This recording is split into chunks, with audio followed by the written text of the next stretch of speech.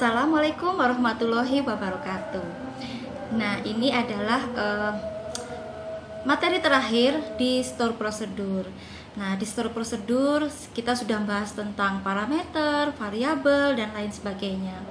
Nah, di pertemuan terakhir kita sudah bahas tentang kondisi if sama case ya. Nah, sekarang di video kita yang terakhir di prosedur di bagian kelima, saya akan bahas tentang looping. Apa itu looping? Nah, looping adalah suatu statement atau suatu pernyataan perulangan, yaitu suatu pernyataan yang digunakan untuk menjalankan blok SQL secara berulang-ulang sampai apa? Sampai suatu kondisi tersebut terpenuhi. Nah, di dalam MySQL itu ada 3 jenis perulangan yang bisa kita gunakan, yaitu ada loop sendiri, loop ya, namanya memang loop, kemudian while, dan repeat. Oke, saya jelaskan satu persatu. Nah, untuk loop, pernyataan loop ini memungkinkan untuk mengeksekusi satu atau lebih pernyataan berulang kali. Dia bisa satu kali atau mungkin berkali-kali, seperti itu. Nah, dia memiliki label opsional. Bisa Anda lihat di slide saya halaman ketiga. Begin label .2 itu adalah nama label yang bisa kita berikan. Ini opsional, tidak harus kita ketikkan. Nah, ini kalau memang kita sudah mau mengetikkan nama labelnya, harus kita ketik di awal dan di akhir dari blok tersebut. Nah, begin label .2 loop. Nah, loop ini perintah loopnya.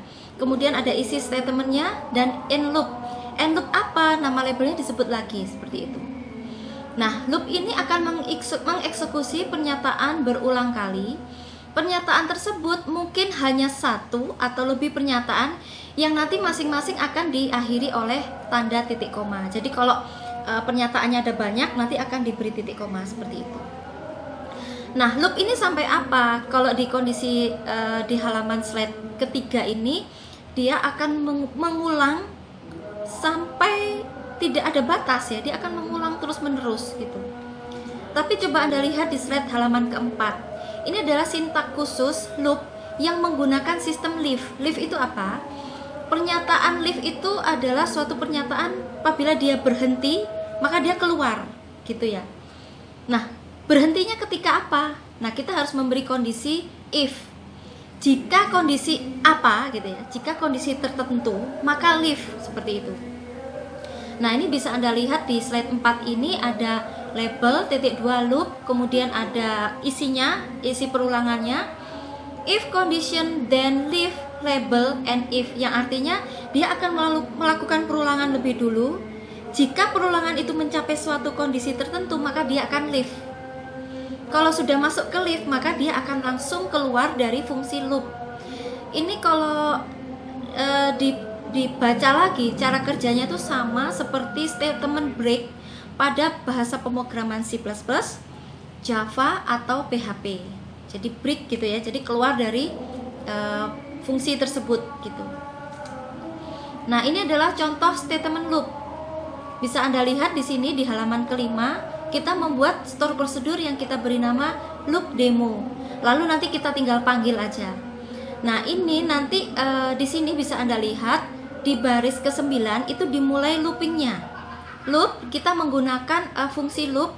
Jika X-nya lebih dari 10, maka dia akan keluar.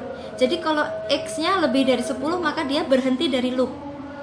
Kalau belum mencapai X lebih dari 10, maka dia akan melakukan set seperti di baris ke-14.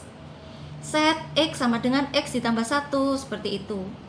If X mod 2, jadi kalau X-nya habis dibagi 2, nilainya 1 ya, maka dia akan mengiterate atau mengulang kembali loop labelnya. Jadi baca lagi ke baris ke-9. Nah, maka dia akan menampilkan ya, kalau dia bagi 2 ditampilkan concat str x koma, seperti itu. Di sini ada koma, jadi kalau muncul 2 ini kan 2 kan muncul ya, ditampilkan atau dicetak gitu ya, 2 koma. Nanti dia akan baca lagi terus. Kalau 3 berarti kan 3 kan ada sisanya, berarti dia kembali ke loop label. Kalau nggak ada sisa, dia akan mencetak di concat tersebut di baris ke-18. mungkin biar nggak bingung ya, latihan ini nanti bisa kita coba di kelas praktikumnya ya, di kelas tutorialnya. Nah, kemudian yang kedua dari loop adalah while, do, and while. Ini while selalu diikuti kata do. Perulangan while adalah suatu pernyataan perulangan yang mengeksekusi suatu blok untuk mengulang selama kondisinya true. Jadi ini bedanya begini. Kalau yang loop tadi dia akan mengulang dulu. Mengulang sampai apa? Sampai kondisinya ada suatu kondisi yang mengharuskan dia leave, begitu ya. Tapi kalau di while dia tidak akan melakukan perulangan dahulu. Kita lihat dulu kondisinya. Seperti kita lihat di slide ke-6. Syntax begin level while set condition do. Jadi kalau kondisinya ini sudah terpenuhi, maka do, lakukan. Kalau enggak, tidak melakukan. Jadi bisa jadi dia tidak melakukan perulangan sama sekali selama kondisinya tidak terpenuhi, seperti itu. Nah, selalu digunakan kata kunci while dan do, diikuti do, seperti itu. While dia akan memeriksa kondisi set condition di awal setiap iterasi. Jika kondisi pencarian tersebut nilainya true atau benar sesuai dengan permintaan, maka while akan mengeksekusi statement list selama set kondisinya tersebut bernilai true. Kalau sudah false ngapain? Ya dia berhenti. Perulangan while disebut perulangan pretest karena memiliki kondisi pencarian sebelum pernyataan dijalankan. Nih, poin ketiga. Dia akan melakukan pretest dulu. Dilihat dulu apakah kondisinya memenuhi syarat, maka dia akan melakukan perulangan.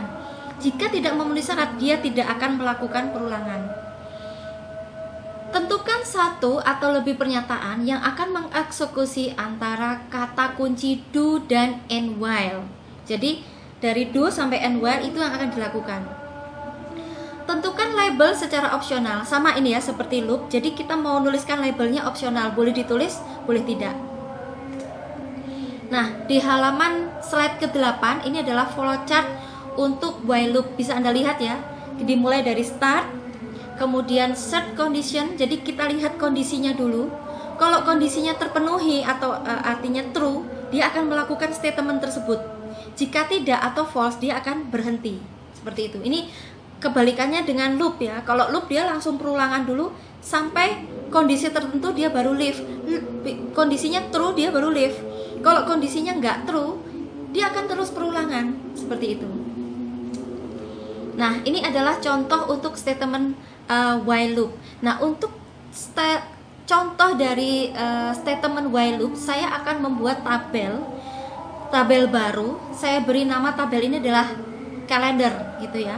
Isi atributnya adalah ID, full date, day, month, quarter, year, dan primary key-nya nanti kita ambil dari ID. Nah, kita bikin tabel ini dulu. Kalau tabel ini sudah terbuat, langkah selanjutnya kita lihat di halaman ke-10, kita akan membuat store prosedur. Kita beri nama store prosedurnya adalah insert kalender, di mana kita mau menambahkan data kalender yang sudah kita bikin di tabel kalender tadi. Kita tambahkan di sini. Nah, perintahnya sama sih seperti kita mau menginsertkan tabel, yaitu insert into, nama tabelnya apa, kemudian nama atributnya apa, kemudian value-nya apa. Nah, ini kalau kita menggunakan insert into.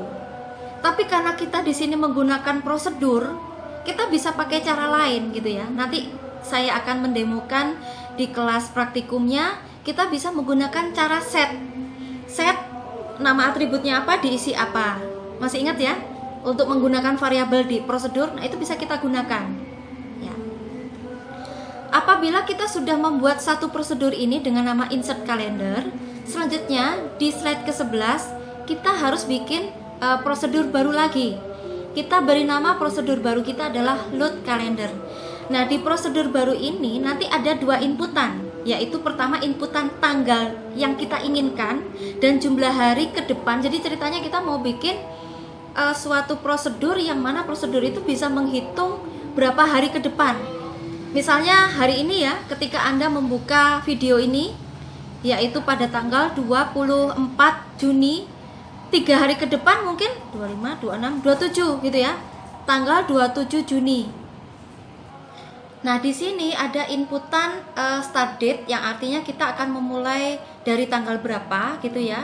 Kemudian kita hitung berapa hari ke depan. Kalau kita menghitungnya dari tanggal sekarang nih ya, tanggal 24 Juni, 3 hari ke depan kan berarti 25, 26, 27. Jadi cuma 3 hari, mungkin masih gampang hitungnya. Karena misalnya kita mau menghitung 40 hari ke depan, itu kan jumlah harinya lebih dari 1 bulan ya.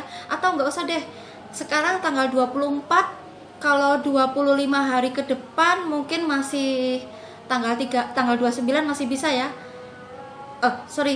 Kalau sekarang tanggal 24, 20 hari ke depan aja sudah melewati bulan Juni, harusnya kan Juli. Mungkin kalau hitung manual 1, 2, 3 mungkin nggak masalah, tapi ini kalender ya. Kalender itu di bulan Juni kita berhenti di tanggal 30, Juli dimulai tanggal 1 gitu kan, seperti itu. Nah, oleh karena itu kita buat prosedur ini 2 kali gitu ya. Prosedur yang pertama tadi kita buat untuk membuat atau menginputkan tanggal-tanggalnya ya di dalam tabel tersebut. Nah, untuk yang di sini, di slide ke-11 ini kita membuat prosedur baru lagi, di mana prosedur ini untuk menampilkan gitu ya, untuk menampilkan hasilnya. Oke, seperti yang Anda lihat di baris ke-6 ya, kita melakukan perulangan while.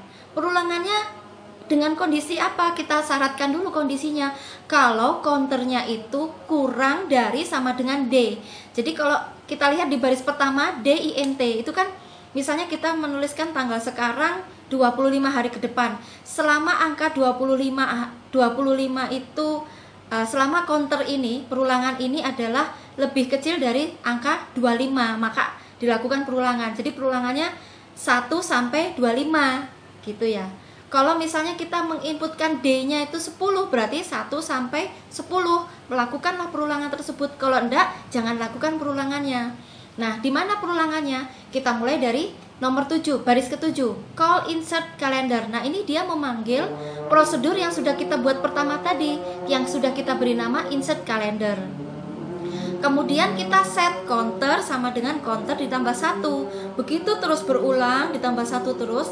Nanti hasilnya tuh interval 1 hari, nambah 1 hari, nambah 1 hari. Bukan nambah integer 1 ya, tapi nambah 1 hari, jadi D yang ada maksud tanggalnya seperti itu. Nah, supaya kita tahu latihannya seperti apa gitu, hasilnya kayak apa, nanti kita coba latihan di kelas praktikumnya ya. Nah, di halaman 12 ini hasilnya nih, kita panggil prosedurnya. Yang kita panggil adalah prosedur yang kedua tadi. Yang pertama kan tadi kita buat prosedur namanya insert calendar. Nah, yang kedua kita buat load calendar. Nah, ketika kita manggil, kita cukup manggil 1 kali di prosedur yang kedua, call load calendar. Nah, kita inputkan 2, tanggal sama berapa hari ke depan. Ini yang saya contohkan di sini, tanggal 1 bulan 1 tahun 2019. Kita mau hitung 31 hari ke depan. Akhirnya jebret nih ya, nih hasilnya mulai dari baris pertama 2019 0101. Itu adalah day pertama, di hari pertama, bulan pertama, kuarter pertama ya di tahun 2019. Ini terus akan melakukan while atau perulangan sampai 30 hari ke depan. Nanti bisa Anda lihat di tanggal berapakah di hari ke-31 gitu ya. Nanti bisa Anda lihat di latihannya di kelas tutorialnya ya, di kelas praktikumnya. Oke, sekarang kita akan membahas perulangan yang ketiga, yang terakhir ya. Repeat until and repeat statement. Pernyataan repeat dieksekusi 1 atau lebih pernyataan hingga search condition mengevaluasi variabel dalam pernyataan sesuai dengan ketentuan dari search condition. Jadi kalau di sini kita melakukan repeat, langsung kita lakukan repeatnya. Sampai kapan? Until search condition, sampai suatu kondisi terpenuhi, seperti itu. Contohnya kita lihat dulu di flowchartnya di halaman 14. Start statement list, jadi ada suatu list yang harus diulang gitu ya. Statement list ini nanti diulang apa enggak gitu ya. Kita tanyakan kondisinya true. Kalau misalnya true ya udah selesai. Tapi kalau kondisinya false, maka dia akan mengulang terus sampai ketemu true, baru stop. Jadi true-nya ini apabila kondisinya sudah berhenti, until apa gitu ya. repeat until apa begitu. Contohnya bisa Anda lihat di slide ke-15. Ini adalah contoh statement loop. Kita buat suatu prosedur, bikin satu aja kalau ini ya. Prosedurnya kita kasih nama repeat demo, dan saya mau menampilkan angka 1 sampai 9. Nah, angka 1 sampai 9 ini kita ulang sampai kapan? Sampai counternya bernilai lebih dari sama dengan 10. Ini bisa kita lihat di baris 9. Until counter lebih besar sama dengan 10. Kalau sudah end, berhenti seperti itu. Jadi kesimpulannya ya, kita tadi sudah belajar ada 3 perulangan. Perulangan yang pertama yang namanya loop ya. Loop itu dia akan berulang dulu. Dia akan berhenti apabila mencapai kondisi tertentu kemudian leave. Yang kedua tadi ada while do. While do tuh dia tidak akan melakukan perulangan sebelum eksekusi statementnya itu bernilai true. Kalau dia masih false, dia nggak akan melakukan perulangan bahkan 1 kali pun. Kalau itu true, maka dia baru melakukan perulangan. Itu while ya, while do. Beda lagi sama repeat. Kalau repeat itu sama seperti loop, dia langsung melakukan perulangan. Cuman kalau di repeat itu ngulang aja terus. Sampai kapan? Sampai until apa gitu ya.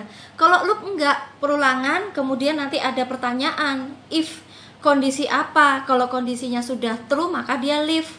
Kalau kondisinya enggak true dia balik lagi. Tapi kalau di repeat dia ngulang terus sampai ngulangnya itu sampai ketemu counter atau sampai ketemu suatu statement tertentu seperti di baris ke-9 di halaman 15 ini. Oke, begitu ya. Jadi silahkan dipelajari. Nanti bisa Anda coba di kelas tutorialnya. Nanti kerjakan juga tugasnya. Seperti itu ya. Oke, ini adalah akhir dari pertemuan kita untuk store prosedur. Dan nanti kita sudah sampai ke UAS ya, UAS dan UAP. UASnya nanti sudah saya buatkan soalnya, silahkan dikerjakan. Hasilnya nanti bisa dikerjakan. Kemudian nanti untuk yang kelas teorinya, kelas praktikumnya juga seperti itu. Ada pertanyaan yang Anda harus mengerjakan. Rumusnya bagaimana ya? Rumusnya, kemudian hasilnya di capture dan di upload seperti itu. Oke, sampai jumpa lagi. Semoga berhasil, semoga nilainya bagus semua ya. Oke, wassalamualaikum warahmatullahi wabarakatuh.